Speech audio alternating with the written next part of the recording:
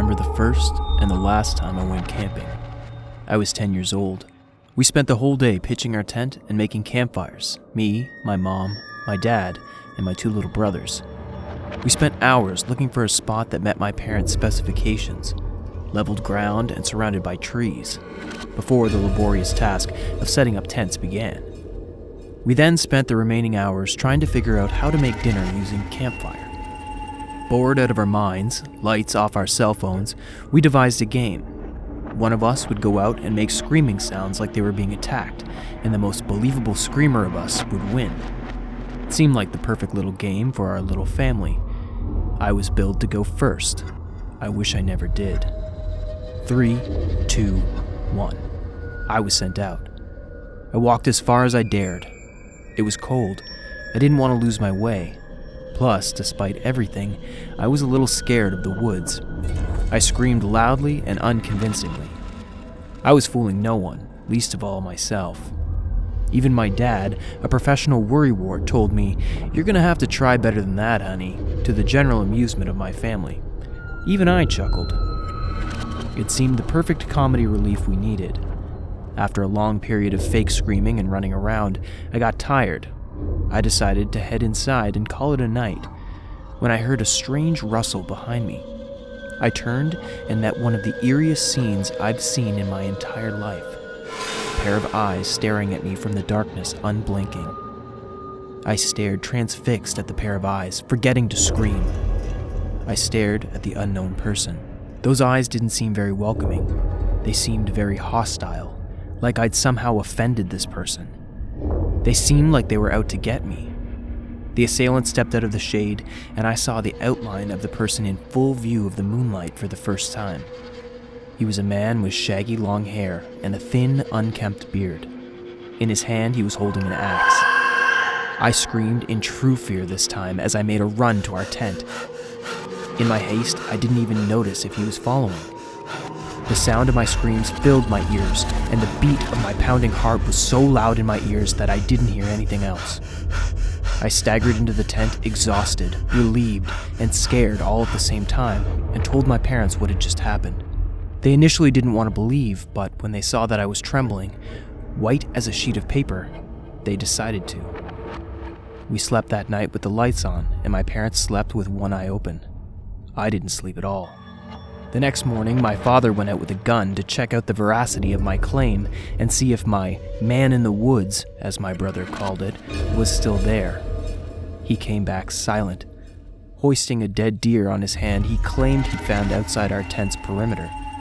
The deer had been killed with an axe. The outside were littered with tracks.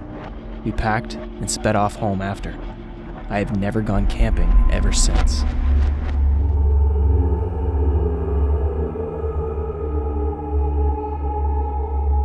My father was a very gentle man.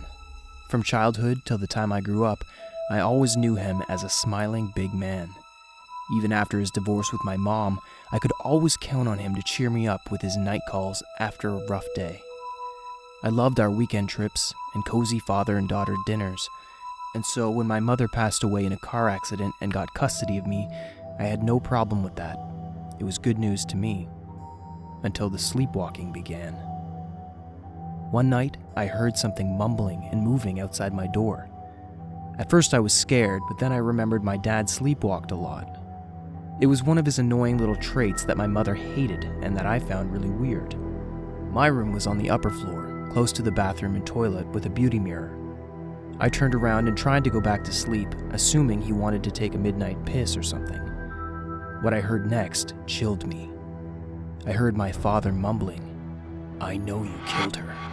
You killer!" over and over again in his deep baritone voice. Then, all of a sudden, he stopped and shuffled back to his room. I sat up wide awake, sure I'd heard something wrong. No matter how much I tried after that, I couldn't go back to sleep. Next morning, I questioned him about his midnight movements. He laughed and told me he was sorry and that his sleeping pills had finished and his sleep therapist filled his prescription order late. It was going to come in the next 3 days. He told me to bear with it for a while. I asked him whether he remembered what he said last night. He looked at me confused and said, "No." Did I say something wrong? I told him no.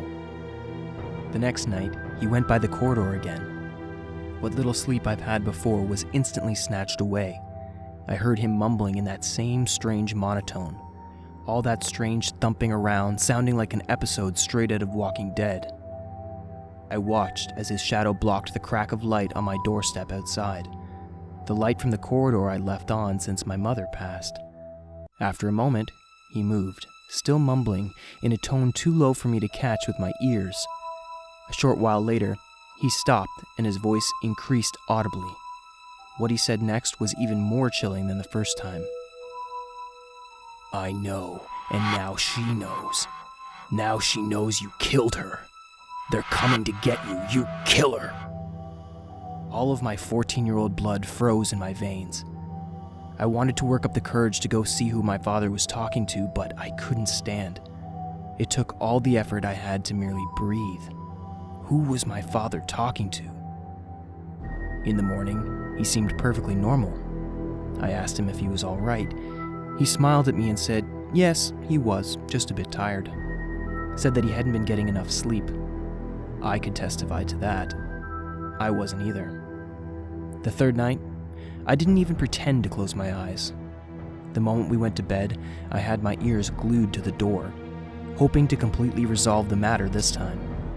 A bit past midnight, I heard him going round and round the corridor again for the third time, stopping at the same spot and moaning, "I know you're the one that killed her," over and over again. Then he stopped. After an interminable moment this time, I finally worked up the courage to check on what or who my father was talking to.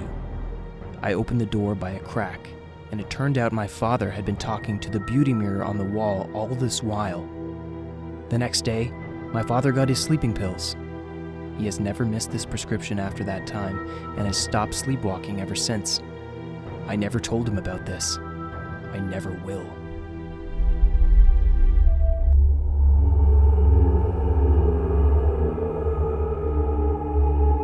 I'm not a fan of prank mail.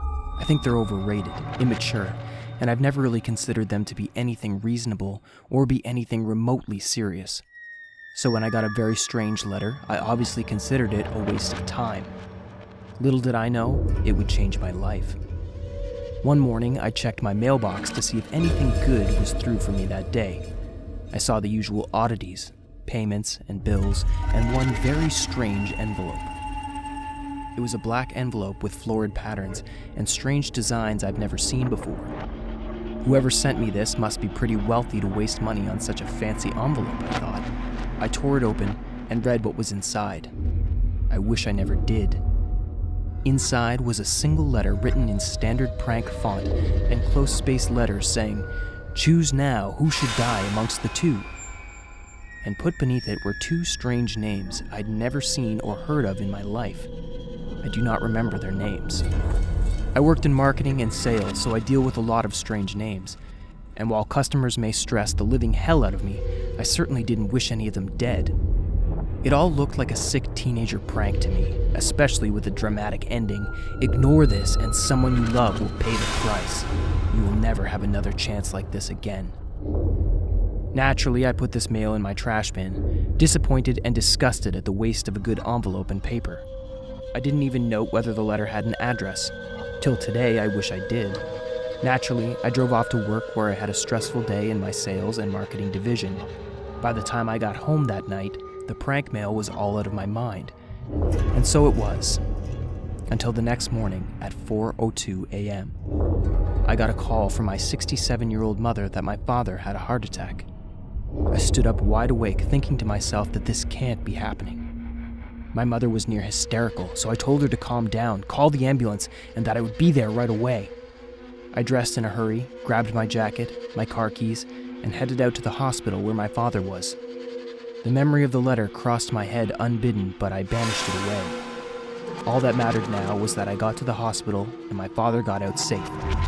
But it was too late. By the time I got to the hospital, my father was in surgery. They said it was very bad. In the morning, they came and told us that sadly, despite everything, he was gone.